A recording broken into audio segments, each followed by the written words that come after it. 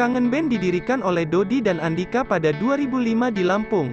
Masing-masing personilnya bukanlah orang berada, dengan latar belakang dan profesinya masing-masing di mana Andika sempat jadi tukang pala di sekolahnya Izzy, sebelum direkrut jadi keyboardis, lalu juga pernah jualan cendol untuk menabung biaya rekaman secara indie. Kisah unik dari band ini adalah terkenal lewat peredaran CD bajakan. Kala itu angka CD bajakan memang sangat tinggi. Kangen Band yang sudah rekaman di studio secara indie, Dodi menyuruh Andika untuk menjual kopian CD mereka ke sopir-sopir angkot. Kemudian Andika juga menyebarkan kapi CD itu penjual CD bajakan di pinggir jalan dan meminta para penjual CD itu untuk menyisipkan lagu-lagu Kangen Band di antara tracklist band-band yang sudah terkenal seperti Peter Pan, Sheila on 7, dan Dewa 19. Trik marketing tingkat dewa itu berhasil. Lagu-lagu Kangen Band menyebar lewat CD bajakan dan sampai ke Pulau Jawa. Pada sekitar tahun 2006, lagu-lagu Kangen Band banyak yang terputar secara tidak sengaja oleh para pembeli CD bajakan. Karena lagunya enak didengar, akhirnya banyak yang penasaran siapa itu Kangen Band. Lagunya banyak diputar tapi orangnya tidak ada. Dalam berbagai podcast, Andika dan Dodi menuturkan kalau banyak label major yang menghubungi mereka kala itu, sampai ada beberapa band di berbagai wilayah di Indonesia yang ngaku-ngaku kalau mereka itu Kangen Band. Sampai akhirnya Warner Music berhasil menghubungi Dodi. Dodi mengaku itu adalah lagu ciptaannya sekaligus mengaku kalau dia vokalisnya. Tapi pihak label tak percaya kalau dia vokalisnya. Dodi pun mengakui kalau vokalisnya adalah Andika yang sedang berada di penjara. Pihak label pun menunggu Andika keluar dari penjara dulu. Rekaman dilakukan. Album perdana mereka berjudul Tentang Aku, Kau, dan Dia meledak di pasaran pada tahun 2007. Disinilah awal perjalanan Kangen Band dimulai. Berhasil muncul di permukaan, membuat Kangen Band dikenal oleh seantero Indonesia. Berbagai reaksi bermunculan, mulai dari ejekan dari masyarakat, kritik dari musisi lain, sampai dicaci habis-habisan oleh rapper. Semuanya karena warna musik Kangen Band yang aneh, lirik yang dianggap cengeng dan tidak konsisten, sampai penampilan para personilnya yang ajaib.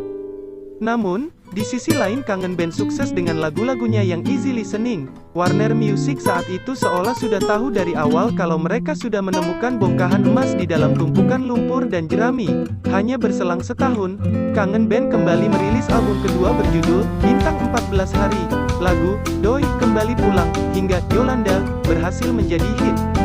Pada 2009, Kangen Band lagi-lagi merilis album ketiga dengan judul Pujaan Hati. Mereka terus melejit di tengah kontroversi dan kritik yang ada. Pada tahun tersebut pula, bermunculan band pop Melayu sejenis.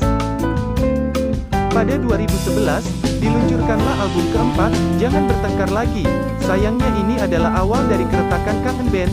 Pada 2011 Andika dan Izzy ditangkap polisi karena kasus narkoba dan harus mendekam di penjara. Saat sudah bebas, Andika malah diberikan sanksi oleh label karena dianggap telah melanggar kontrak yaitu tampil solo tanpa seizin manajemen.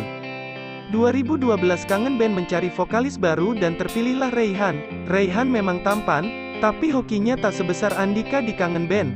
Band itu meredup dan seolah hilang. Pada 2014 giliran Dodi yang keluar. Pada 2019, diadakan Synchronize Fest, yaitu festival musik berskala besar yang menampilkan berbagai musisi Indonesia termasuk mereka yang pernah berjaya di era 2000-an. Di festival ini Kangen Band dengan mengejutkan tampil dengan formasi awal kecuali Eren dan Halim Kurniawan, drum, sambutan luar biasa para penikmat musik yang hadir menandakan kalau Kangen Band memang dikangenin, semua penonton hafal lagu-lagunya dan bernyanyi bersama. Sejak saat itu nama Kangen Band mulai kembali terangkat dan mulai warawiri di channel YouTube dengan views yang cukup banyak. Andika yang dijuluki Babang Tampan dan sering dicengin oleh netizen juga mulai berubah image-nya dan mulai pede dalam public speaking. Dulunya public speaking Andika memang agak gimana gitu. Netizen yang dulunya tidak suka Kangen Band dan mencaci Kangen Band kini justru sadar kalau Dodi DKK tidak seburuk itu. Di dekade 2020-an ini juga nostalgia 2000-an mulai terasa dan Kangen Band adalah salah satu dari nostalgia itu. Kenapa Kangen Band dulu begitu dibenci tapi sekarang malah berbalik disukai? Mungkin orang yang berbalik menjadi suka Kangen Band juga sadar kalau keadaan musik Indonesia saat ini tidak lebih baik dari saat Kangen Band berjaya. Dulu walaupun kampungan dan Melayu, namun setidaknya produktif dan punya karya sendiri. Kalau sekarang marak musisi cover yang seolah tak becus bikin lagu sendiri.